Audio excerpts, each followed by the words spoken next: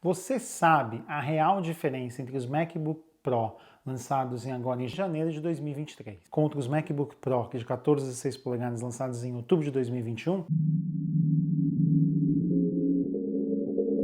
Eu vou tentar ser o mais resumido possível nesse vídeo, eu sei que é difícil, mas eu elenquei aqui 10 coisas que mudaram entre o MacBook Pro de 14 e 16 polegadas lançados em 2021 com o que foi lançado agora em janeiro de 2023. Primeiro ponto é o processador, né? Saiu o M1 Pro e M1 Max, entrou o M2 Pro e M2 Max. Qual que é a grande diferença ali nos cores de CPU do processador? É que nos dois casos, tanto do Pro quanto do Max, a Apple aumentou 2 cores de eficiência ali no MacBook para poder ter um melhor consumo de energia e aumentou o clock, né? Aumentou a frequência ali de cada core de 3.2 para até 3.5 GHz em cada um dos cores. Isso traz uma performance média, dita pela Apple, em torno de 20%.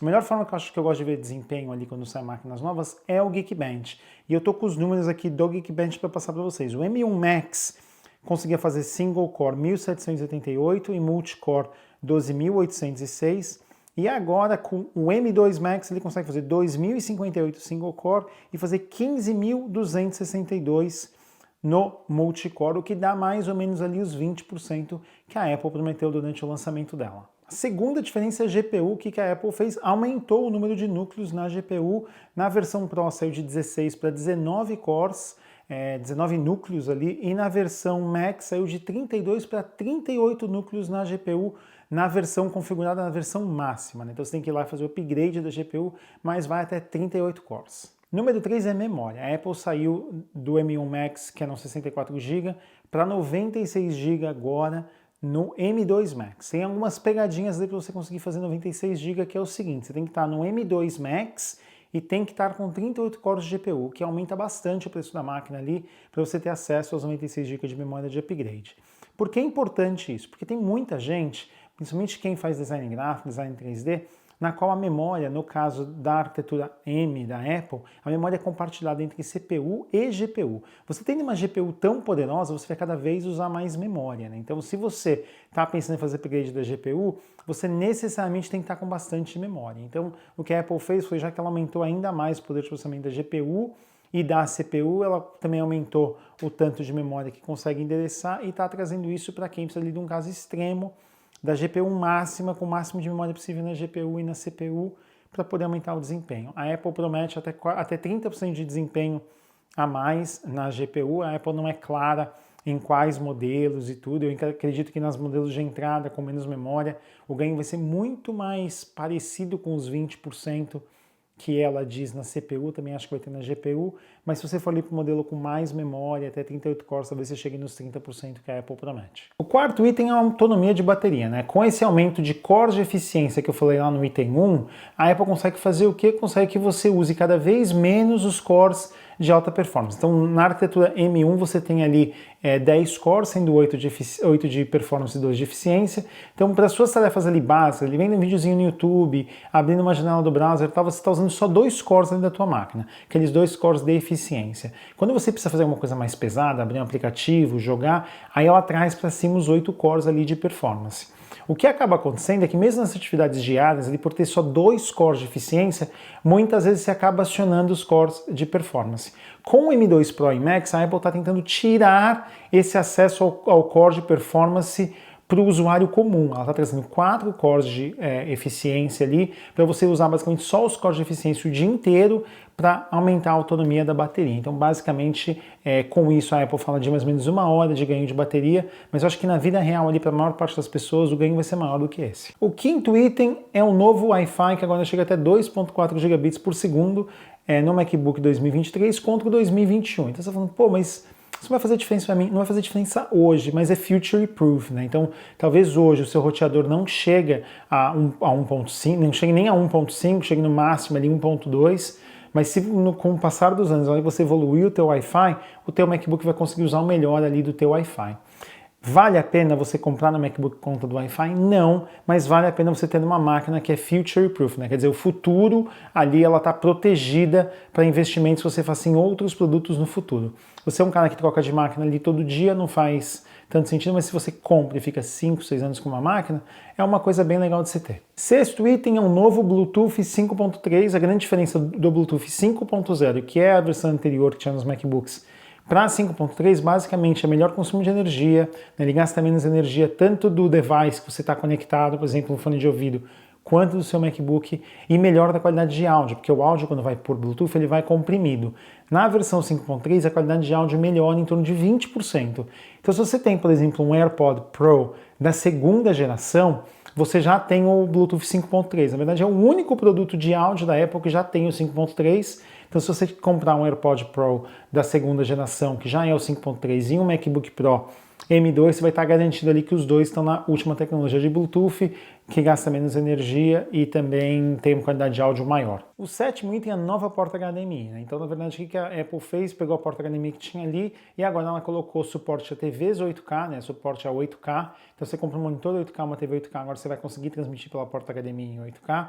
E a segunda coisa é o áudio 5.1. Então você vai conectar o teu MacBook, por exemplo, no Home Theater, vai ter ali o áudio 5.1 sendo transmitido pelo MacBook, coisa que você não conseguia fazer antes. Então isso é uma coisa muito legal que já tem ali no MacBook, um upgrade bacana. Se você está pensando em comprar um computador, ficar muitos anos com ele, TV 8K talvez comece a virar mainstream, né, que a gente chama, comece a virar um produto normal daqui a alguns anos, então você já vai estar ali preparado com os dois. O item número 8 é simplesmente estético. Basicamente o que a Apple fez, ela colocou o cabo MagSafe, que antes vinha sempre na mesma cor, ali meio cinzinha, meio branquinha, agora vem na cor do MacBook que você comprar, como ela fez com o MacBook Air M2. O MacBook Air M2 ela já tinha feito essa mudança de trazer o MagSafe na cor que você comprava o MacBook Air, e agora ela fez isso também no MacBook Pro. Então se você comprar aquele Space Gray, né, aquele cinza mais escuro, o cabo também vai vir da mesma cor.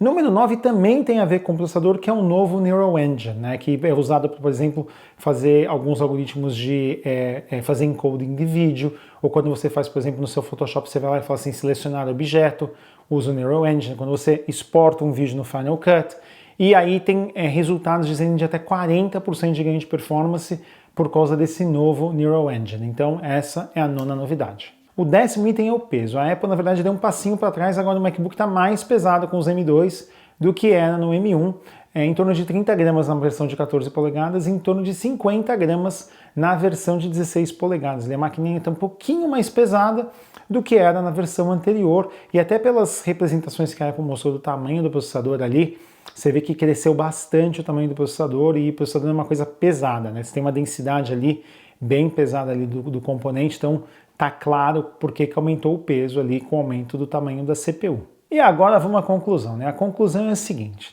se você tem um MacBook Intel, né, um MacBook 16 polegadas, 14 polegadas rodando Intel, e você está querendo comprar ali um novo MacBook, o MacBook Pro M2 de 14 a 16 polegadas está simplesmente fantástico. Máquina, sim, o que era bom ficou melhor, vamos colocar dessa forma. Quem já viu o meu, que eu faço meu review completo do meu M1 Pro, eu falo que eu sou um cara extremamente satisfeito com o meu M1 Pro. Agora o ponto que é o primordial para você pensar é, ainda existe estoque de M1 no mercado. Você consegue comprar máquinas M1 Pro que estão no estoque ou da Apple do Brasil, ou de uma lojas americanas, aqui nos Estados Unidos na Amazon, no eBay. Assim, você tem aqui nos Estados Unidos várias opções, e acredito que no Brasil aí você também vai ter várias opções de comprar um M1 Pro com desconto. Então esse é o primeiro ponto que eu diria que você tem que pensar com calma. O segundo ponto é que em alguns países do mundo aumentou o preço do MacBook Pro com M2, a Inglaterra é um deles. Eu não vi o preço no Brasil ainda tem a variação cambial e tudo mais, mas em alguns lugares do mundo o preço do MacBook Pro M2 é maior do que do M1, preço de lista. Tá? Então não é o preço na loja, é o preço de lista ali, o preço que a Apple está anunciando aumentou. Então se você tem um bom negócio no M1 contra o M2, a diferença para a maior parte das pessoas é simplesmente imperceptível entre M1 e M2.